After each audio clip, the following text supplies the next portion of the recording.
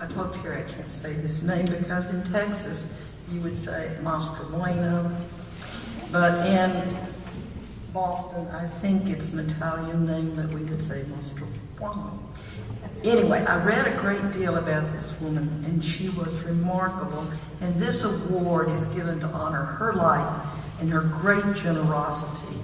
This philanthropist and feminist dedicated her life to important progressive causes, and women's health was at the top of the list. So I am so proud to be able to announce this award to be given to the Boston Women's Health Book Collective.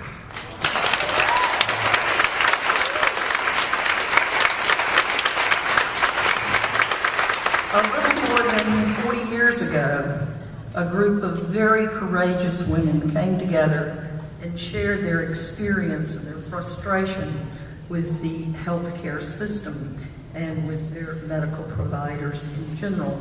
Collectively, their stories rang a certain note of commonality, and they decided that they would stand up, take action, and do something about it. They first published a pamphlet, and that pamphlet on women's health grew into the important work, Our Bodies, Ourselves. This best-selling book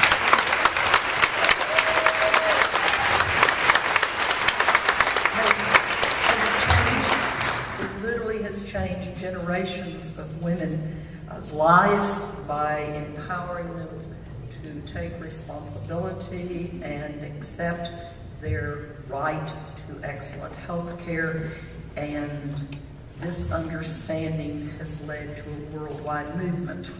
This seminal work not only was important to each of us as individuals, but it is truly, I think, the beginning of the modern women's health movement in this country.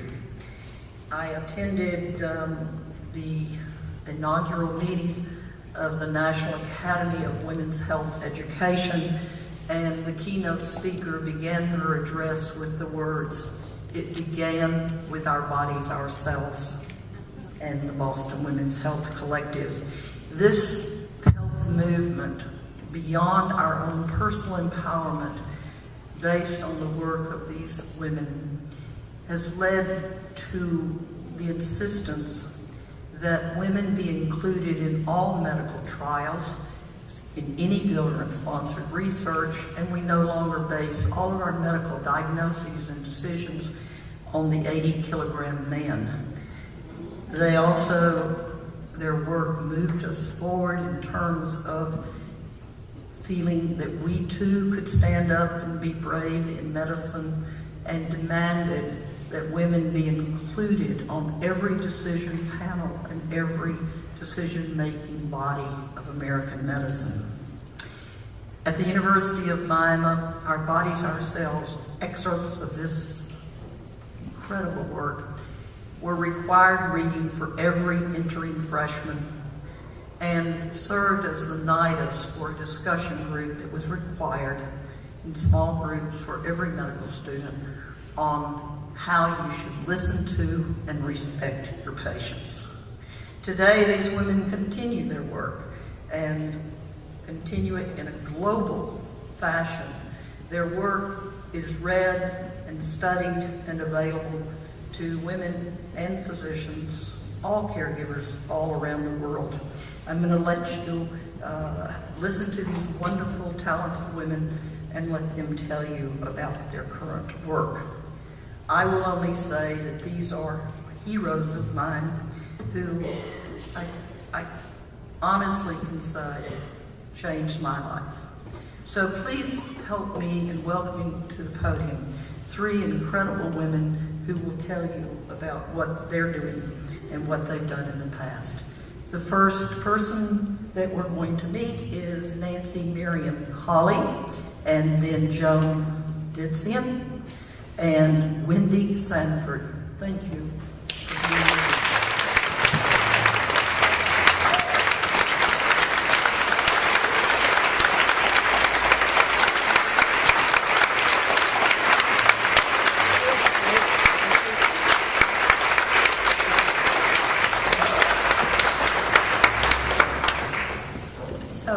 Thank you, Dr. Janet Canterbury.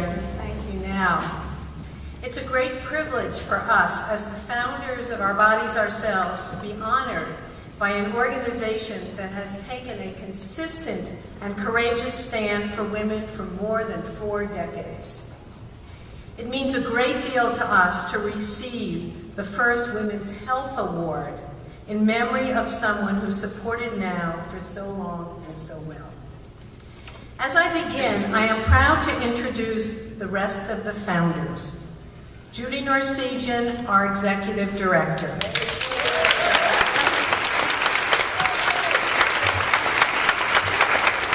Pamela Berger, Volodya Diskin, Paula Perez-Werner, Elizabeth McMahon Herrera are all present today in our standing.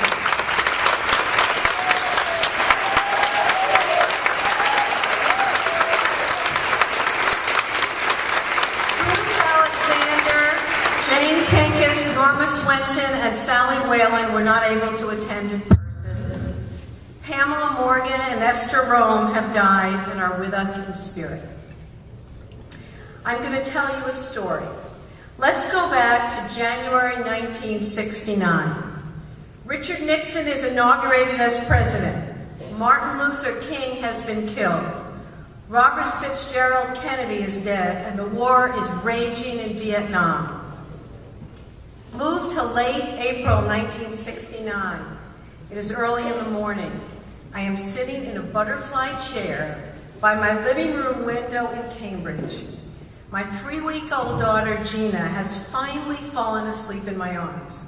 I'm exhausted and questioning why I have taken on helping to organize the first women's conference in Boston. Then I look at my daughter and think of friends who had unnecessary cesareans or had no access to legal abortions or accurate medical information. May 4th, 1969. I am standing in front of a packed room of women at Emmanuel College's Female Liberation Conference, and I'm leading a workshop entitled Control of Our Bodies. From June 1969 to December 1970, there's a lot of activity. We meet in each other's homes, we research topics on women's health and sexuality, and gather women's experiences. We mimeograph papers and deliver a course at an MIT lounge. Women ask for a book. We raise money and print the book ourselves. In December 1970, Women and Their Bodies, later called Our Bodies Ourselves, is born. In the next 2 years, we sell 200,000 copies by word of mouth. Every woman has a body and knowledge is power. We sell the book to Simon & Schuster to achieve wider distribution. By seeking information for ourselves, we saw value for all women, and we found we could make a difference. In the context of the growing women and women's health movements, Our Bodies Ourselves was one group of women that was instrumental in altering the global conversation about women's health and sexuality. It's now 2010. 4.5 million copies printed in more than 25 diverse languages.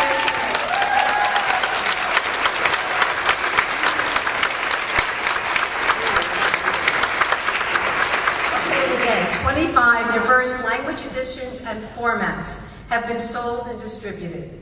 We didn't set out to transform the global conversation about women's health and sexuality, and that's what we had a part in doing. And the work continues to be carried on by our wonderful staff. And now I'm going to turn the podium over to Joe Ditzian.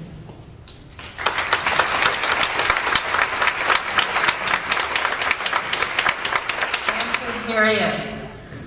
As a founder, I'm in constant awe that our book, Our Bodies Ourselves, has struck such a responsive chord with women throughout the world, and that our organization, Our Bodies Ourselves, originally the Boston Women's Health Book Collective, will be celebrating our 40th anniversary. We feel so grateful that we're one of the few surviving grassroots women's organizations from the early days of the women's movement.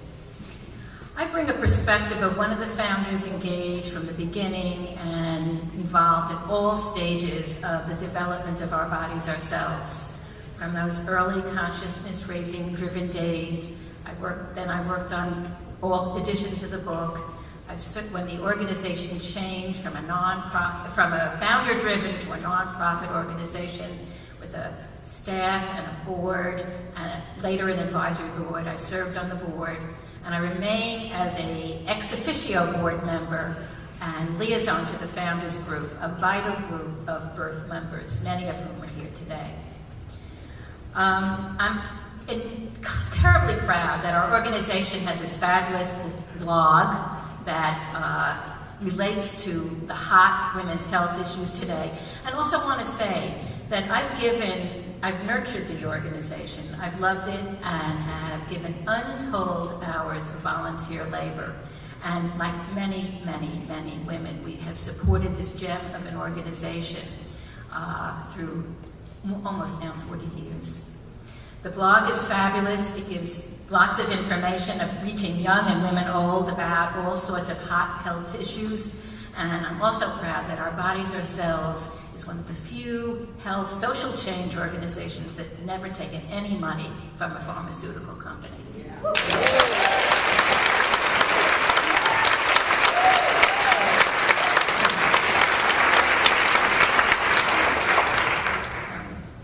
I'm now 67 years old, and I've grown up with this book. And I'm sure lots of people in this room can resonate with that. And I'm forever grateful that I came of age during the second wave of the women's movement, when a whole generation of women were able to sort of embrace woman-centered views of our lives and to trust our voices and our authentic experiences of our bodies, ourselves, and our lives. The personal is political, and as I've aged in our youth-oriented society, I've become passionate about combating ageism and the need to support older women, wellness, and quality of life, so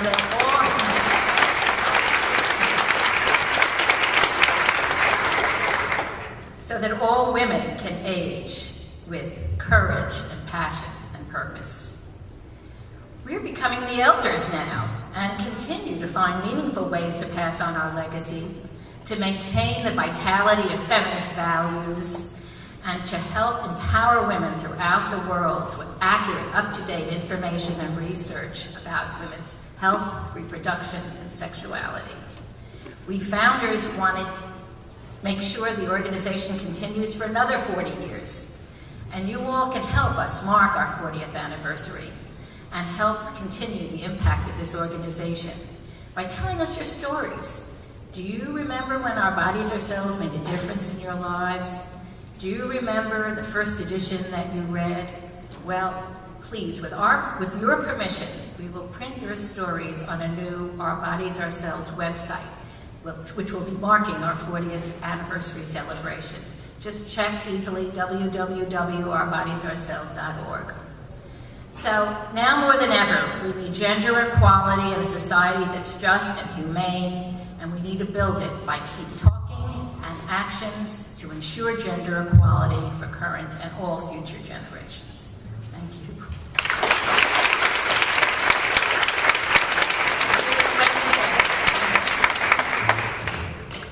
Hi, this is a wonderful group.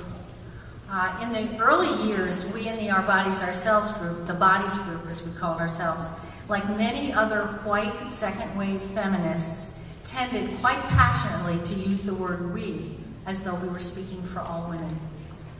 A big part of our learning over the last 40 years has been just how wide the we of women actually is. I want to talk about that a little bit. Early on in the 70s, since all of us in the Boston Women's Health Collective were heterosexual at the time, we contacted a group of lesbians in the Boston area who created a chapter they called In America, They Call Us Dykes. Some of you may remember that chapter. Many a lesbian found herself through that work, And to my surprise, I quickly found out I was one of those lesbians.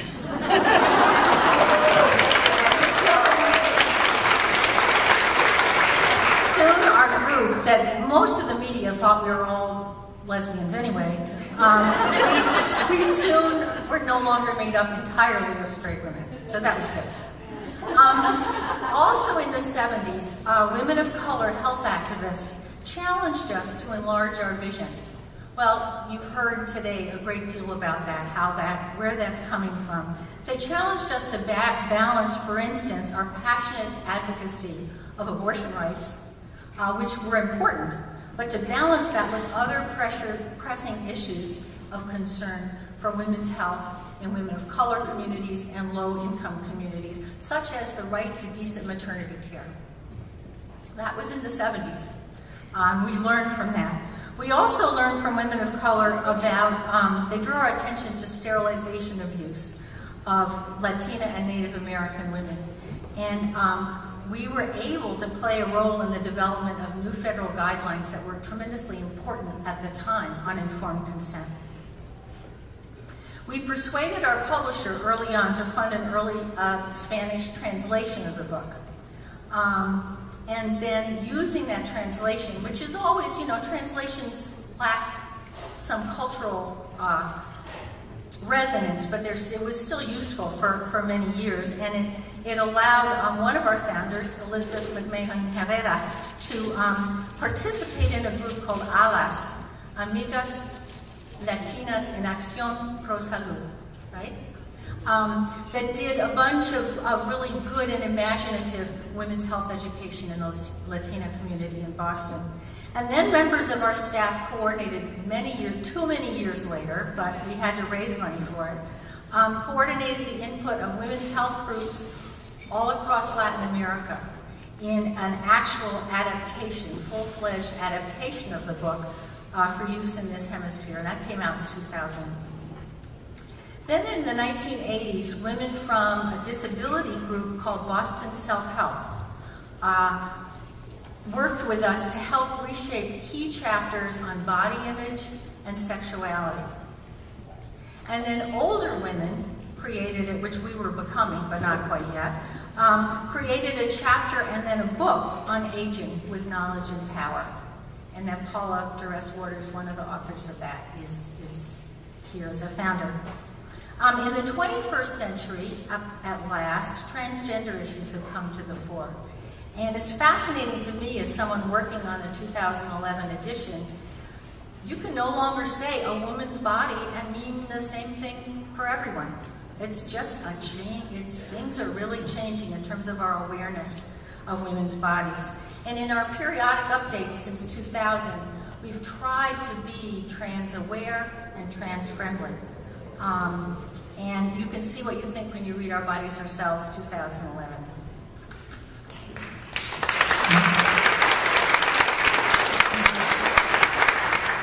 And there's a great new book called Trans Bodies, Trans Selves that's in process. I just wanted to mention, that's not ours, but that we're supporting it. Finally, I wanted to reiterate that women's groups all over the world have been translating and adapting our book for actually some decades now to reflect their own lived experiences and cultures. And they call on us frequently for technical help, financial help, emotional support. And we have what we call our global initiative, in which we donate those services to them. We donate them the rights to the material to use in any way that will work for them. And then any proceeds, if there are proceeds, they can keep to use in their own homes. And thanks to these partnerships, I'm happy to reiterate, as Miriam said, health materials and sexuality materials based on Our Bodies Ourselves are available in those 25 languages, from books and booklets to educational campaigns that use local canoe systems, village hair salons, motorcycles and megaphones, as well as mobile phone and website networks. And our late-breaking news that we're very excited about is that women from many of those projects are going to come to Boston in 2011. And we hope actually that you'll join us at our 40th anniversary celebration symposium on October 1st, 2011 at BU. And at that symposium, our global partners will speak with each other, sometimes for the first time, and with all of us about their work. Because the we of women who are involved in transforming women's health is truly worldwide and ever-changing. So we want to thank you for honoring us. It's really an honor to us so much. And thank all of you who are here today. I just was sitting here thinking there is so much work for women's health and well-being represented in this room. And we are really proud to be part of this movement. And several of us are going to stay around after the plenary, and we hope you'll come talk with us. We want to hear your questions, what you think should go in Our Bodies Are Themselves 2011, and also we'd love to have your stories. Loretta has already spoken with Miriam about her first learning about, first impact of Our Bodies Ourselves in her life. So we hope you'll talk to us, and thank you so much.